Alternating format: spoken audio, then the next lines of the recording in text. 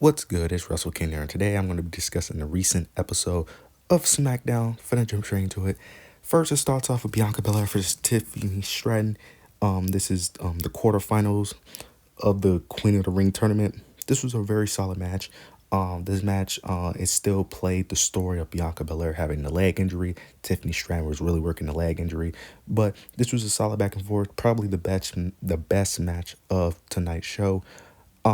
It was a good back and forth though. We're going to get towards the end. Towards the end, Bianca's really selling that knee injury. Bianca was getting the upper hand.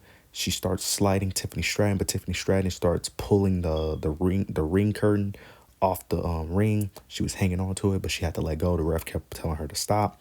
Tiffany Stratton ends up distracting the ref with that because the ref had to, put the ring curtain back, the way it was. Then she ends up scratching Bianca Belair's eyes. Tries to go for, after she scratched her eyes, she ends up doing some type of clothesline, if I'm not mistaken. Tries to go for her prettiest moonsault ever, but Bianca got up, pushes her while she tries to go for it. She's on the top rope. Bianca ends up picking her up for the KOD, picks up the victory there. Picks up the victory there.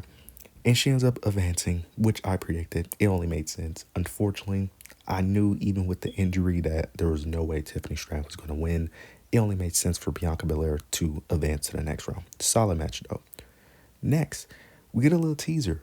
Logan Paul is walking. He's going to Nick Aldis' office. And then he opens the door, and then LA Knight walks out. And they have a stare down. They have a very intense stare down, and they just look at each other, no words.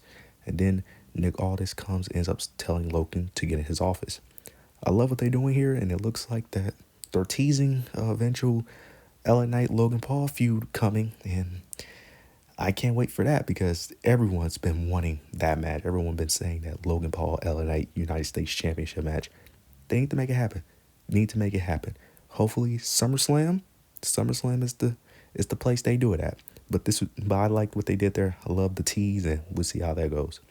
Next, we get a quick Bloodline segment with Solo Sikoa, Paul Heyman.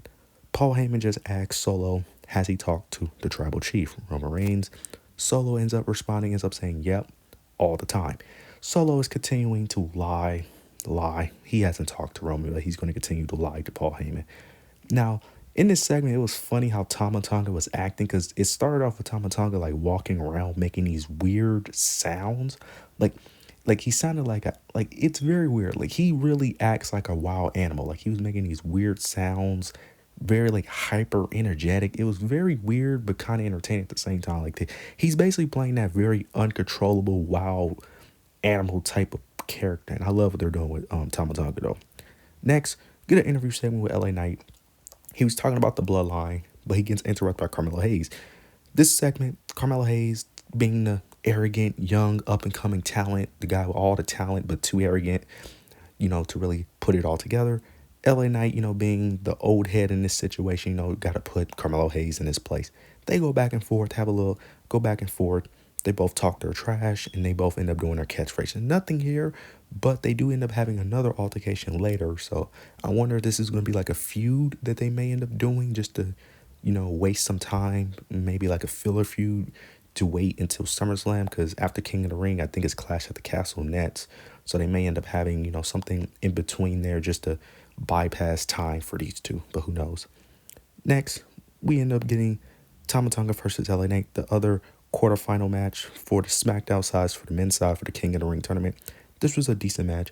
Early on, starts off with LA Knight getting the early advantage. He starts dominating early, but eventually, Solo Sikoa and Tonga Loa was out there. That, of course, they interfere. Any bloodline match is going to be some interference. They end up interfering in the match, which end up getting Tama Tonga they end up getting him the advantage. He starts dominating. Cuts the commercial. Tama Tonga tries to go for a top rope move. LA Knight ends up moving out the way. Then he ends up getting the advantage again. But then it goes back and forth. Tonga was finna get attacked by LA Knight, but his brother Tonga Loa ends up pulling him outside the ring. Pulls him outside the ring. LA Knight goes towards the ropes and ends up doing I think a drop kick through the ropes to take out Tonga Loa. Then he goes on the outside. He starts talking to Solo Sikoa. Now, while he's talking to Solo Sikoa, Tama Tonga is inside the ring recovering. He's distracted by Solo. He gets back in the ring, and Tama Tonga ends up taking advantage and ends up picking up the victory here. And LA Knight ends up losing. I had a feeling LA Knight was going to lose here basically once last week when Randy Orton ended up picking up the victory against AJ, and once he ended up cutting that promo mentioning, Tama Tonga and him advancing and meeting each other in King of the Ring, I knew Tama Tonga had to win this match. I'm not mad at it. I know some people are going to be mad at this outcome, but I'm not mad at it. I think they have a plan for LA Knight. I think LA Knight fans need to calm down. I understand the concern, but I think they have a plan with him. Sometimes you just got to let things play out, and I'm just going to let this one play out. Now, and then after the match, if I'm not mistaken, no, that's the end of the match where Tama Tonga ends up advancing to the last round to wait for his opponent between Carmelo Hayes and Randy Orton. After the match, though, LA Knight was talking to a reporter. He was basically talking about how he got triple teamed in the match. Then Carmelo Hayes interrupts him again. He ends up talking his trash, talked about how he didn't get the job done. He couldn't get the job done. They're going back and forth. Security ends up coming out. Security ends up kind of how to break them apart, talking their trash. So I'm very interested to see how this goes. Will they continue this feud, or is this just a one-off thing? This could just be a one-off thing where next week on Smackdown they have a match and then that's it. But who knows? By me, I'm interested to see how they continue this. Now we get the most important thing on the show, the contract signing for Cody Rhodes and Logan Paul. It starts off with Cody Rhodes. He ends up asking Logan Paul, does he know what happened 32 years ago on the day that SmackDown was aired? Logan Paul, of course, didn't know. He ends up mentioning that 32 years ago was War Games 1992. And he ends up saying that the reason he knows this is because he's a fan of professional wrestling. He ends up saying that Logan is not a fan of wrestling. He's just a tourist of wrestling. He's just there just for the moment, but eventually he will leave. Basically saying that this is just like another thing for Logan. This isn't something he loved. This is not something he respects. He's just there to be there for the short time. He's not there for a long time. He's there for a good time. Then he ends up after he calls Logan Paul a tourist, Logan gets on the mic. He ends up saying that you're saying what every other guy has said. You're saying what the guys have said. Every other guy that he's feuded with have said. And he ends up saying that I'm not here for talking. I'm just here to sign a contract. Then he ends up reading the contract. He starts reading it. And he has his entourage and he has his lawyer with him. He's reading it. And then he ends up saying that, then he ends up picking up the contract and ripping it. He ends up saying that the contract that he just ripped was not the contract that they agreed to. He ended up saying that he wanted to fight Cody Rhodes for the WWE Championship, not for his. He never wanted to put his United States Championship on the line, so he had his lawyer pull out his own contract that specifically states only Cody Championship will be on the line. Then he's constantly going to Nick Aldis, constantly wants Nick Aldis, to make it official to have Cody sign the contract. Nick Aldis gets on the microphone. He basically ends up saying that he's tired of Logan Paul's shenanigans. He's tired of Logan Paul's, basically trying to cheat the system. Then Logan Paul's lawyer even got on the microphone, ends up saying that, are you threatening my client? Then it goes back and forth, but Cody ends up, calming it down, ends up telling Nick Aldis to leave the ring and let him and Logan be alone and settle it. Then Logan Paul gets on Nick Aldis leaves the ring. Logan Paul ends up signing the new contract, the contract that him and his lawyer made. And he gets on the microphone, ends up saying that Cody Rhodes hasn't done anything to deserve an opportunity at his championship, while he's proven he's worthy of every championship in the WWE. Then he throws the contract at Cody's face. Then Cody gets angry. He gets up, he signs the contract, gets angry, ends up saying that the honeymoon phase for Logan Paul is over. After King and Queen of the Ring, you will find out who Logan Paul is inside. Then he ended up doing a quote because Logan Paul in this promo mentions something about Mike Tyson. He mentions how Mike Tyson and Jake Paul are going to have a fight. Cody ends up using that, ends up saying that it's a good thing you mentioned Mike Tyson because a WWE Hall of Famer will knock out your brother in 8 days. And in 8 days, a future WWE Hall of Famer will beat you. I love what he did there because I didn't even know Mike Tyson was because I forgot Mike Tyson was a Hall of Famer in the WWE, and Cody Rhodes most definitely will be a future Hall of Famer. Then after he says that, Logan Paul tries to attack him with his championship. Cody Rhodes ends up seeing it coming, moves out the way, ends up knocking him over the ring apron, and that's basically the end of the segment there. Cody Rhodes stands tall. Um, Wait, after he knocks him over, before the segment ends, he attacked one of his entourage. I think either attacked Cody or Cody attacked him. He ends up power bombing one of Logan Paul's entourage members, attacks him, power bombs him through the table. Of course, it's a contract signing. Someone has to get power bombed through a table. Power bombs him, and that's the end of the segment there. Now, I like what they did here. I like that they ended up only making it for the WWE Championship. I know some people are going to be disappointed. Some people are going to be like, that makes it more predictable. I get it, but we all knew Cody wasn't going to lose anyway. It's just better this way because why do we want double champion?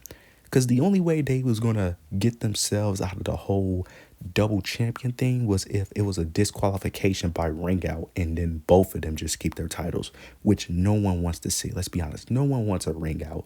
So it's like, just have Cody win, but have it only for his championship and move on.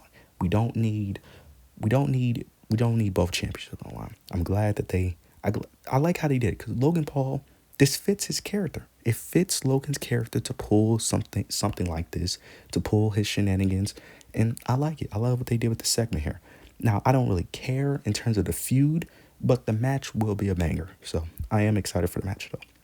Now we get Jade Cargill versus Nia Jax, the last quarterfinal match for the Queen of the Ring tournament. Not much to really go off here. I'm just going to go over what happened towards the end. Nia Jax tries to hit Jade Cargill with a chair towards the barricade area. Nia Jax tries to hit Jade Cargill with a chair. Jade ends up catching the chair, pulls it away, and then ends up hitting Nia Jax with the chair. Of course, that causes a disqualification, so Nia Jax picks up the victory here. After the match, though, Nia Jax and Jade Cargill ends up brawling. Jade Cargill was frustrated that she got disqualified, and they go back and forth, constantly, brawling, going back and forth. Security has to constantly break them up, and that's the end of this segment, this match here. I knew Nia Jax was going to win because, of course, they're not going to pull the trigger. If they wasn't going to pull the trigger on if they wasn't going to pull the trigger on Ilya Dragunov and Gunther, they weren't going to pull the trigger on Jade Cargill and Bianca Belair because Jade Cargill and Bianca Belair, that's a bigger money match than Dragunov and Gunther. So they wasn't going to do it for a lesser money match. They're not going to do it for a bigger money match. Just didn't make sense. Now, I thought that they was going to do an injury angle with Jade Cargill. Have Nia Jax attack her backstage or whatever and then play an injury angle. But they have Jade Cargill actually lose. Now, she lost due to disqualification, but she still lost, which I'm still shocked by. But this was a good way to make both people look strong. It didn't make Nia look weak because you didn't want her to lose, but it didn't make Jade look weak either because she didn't technically lose. She lost because of her own decision making. She didn't lose because she got outsmarted or she just got out muscled. Nope, she just lost control and ended up forgetting that you couldn't use a chair. So this protects both women. We all know that Bianca Belair is easily going to beat Bianca Belair. That's easily going to happen. We all know that's going to happen. And it looks like my prediction will come out right because it looks like it's going to be Bianca Belair and Io Sky because there's no way Laura Valkyria is winning against Io Sky. Just no way. But I like what they did here. They protect Jade, protect Nia Jax, and we're going to see what happened next week on SmackDown. We get a quick match. I'm not going to go over it too much. DIY versus Legato Delirious. Towards the end of the match, Santos Escobar and Elektra Lopez tries to interfere, but ends up backfiring. They end up pushing Johnny Gargano, if I'm not mistaken, off the top rope. But the referee wasn't a dumbass for the one time. She ends up realizing what Elektra Lopez ended up doing, kicks them both out, and then DIY ends up picking up the victory here.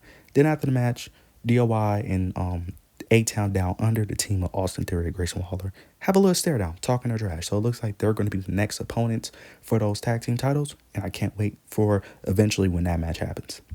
Now we get a quick interview segment with AJ Styles. He's getting interviewed. Byron Saxton ends up asking him what's next for AJ Styles.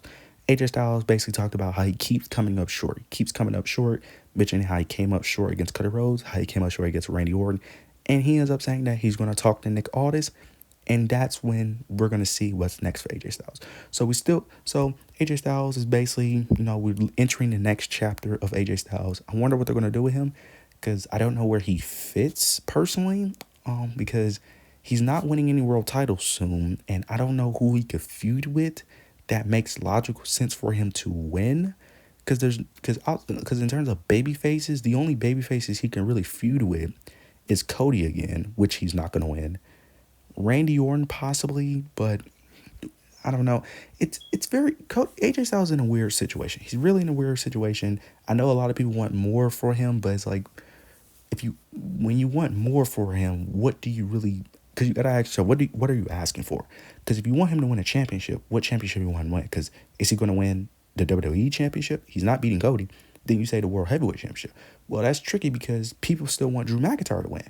You still want Gunther to go after that eventually. So it's like there's not really a spot for him. Like, you know what I'm saying? And he can't go after the Intercontinental title because, well, he's on Smackdown. So it just leaves the United States, and it's like, he could possibly win that, but he's also a heel. Now, he's not your traditional heel, so he could face Logan Paul, but people also want LA Knight to do that. So it's like he's in a very tricky situation. I don't know where he goes from here, but I am interested to see where he goes. Next, we get the last match of the night, the main event, the last match of the quarterfinals for SmackDown King of the Ring. Randy Orton versus Carmelo Hayes. Not going to go over this match too much. This was a solid match. This is still continuing the Carmelo Hayes constantly being the arrogant, up-and-coming rising star, and then the old heads putting him in his place, basically. Randy Orton ends up picking up the victory here. We already knew it was going to happen, but the ending was nice. Carmelo Hayes tries to go for his signature springboard, where he does like the springboard, jumps off the ropes and into like a clothesline. He ends up trying to go for that move again, but Randy Orton hits an RKO out of nowhere in midair, picks up the victory. After the match, though, the Bloodline comes out. Solo Sikoa, Tonga Loa, and Tama Tonga comes out. Randy Orton sees this, gets on the microphone. He basically talks his trash. Basically talks about how he ain't scared. The Bloodline must forgot who he was, and how next week he's going to put Tama Tonga in his place, and he's going to pick up the victory at the King in the Ring tournament. This was a decent SmackDown. It wasn't bad, but it wasn't nothing special. It was okay. Nothing too major here. This is more so a bit. It's more so of a build up. Nothing too much of importance happened. But to be fair, it's a B-level pay-per-view. It's the King and Queen of the Ring tournament. I'm not expecting much of this pay-per-view. It's really the next pay-per-view, Clash at the Castle, SummerSlam. That's when WWE is going to be more in their cooking bag, where they're going to start getting some really good shows. But this wasn't bad. Nothing too major happened on the show. But you guys let me know what you thought of tonight's show. Are you excited for the King and Queen of the Ring pay-per-view? Give me your thoughts and opinions. But I don't got nothing else to really say about the show. Make sure you like, comment, and subscribe. But yeah, that's it.